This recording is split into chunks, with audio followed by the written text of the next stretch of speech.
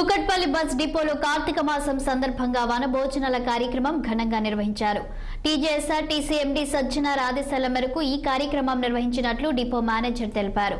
ఏ challenge ఇచ్చినా RTC ఉద్యోగులు క్రమం తప్పకుండా విజయం సాధిస్తున్నారని, ఈ సంస్థ అభివృద్ధికి ప్రతి కార్మికుడు కారణమని, ఈ కార్తీక మాసం సందర్భంగా ఈ ఆహ్లాదకరమైన వాతావరణంలో కుటుంబ సభ్యులందరితో కలిసి గడిపేందుకు ఈ వనభోజన కార్యక్రమాన్ని నిర్వహించడం సంతోషమని తెలిపారు.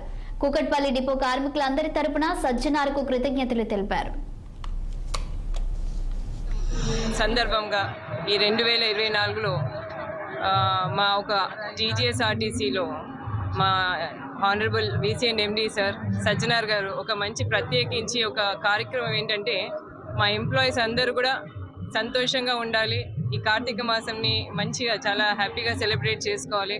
గత సంవత్సరంలో చాలా అందరూ హార్డ్ వర్క్ చేసి అన్ని ఛాలెంజెస్ మన ఎండీ గారు ఇచ్చే ప్రతి ఛాలెంజ్ని ఎంప్లాయీస్ వారి యొక్క హార్డ్ వర్క్తో కానీ విత్ చాలా స్పిరిట్తో పనిచేస్తున్నారు.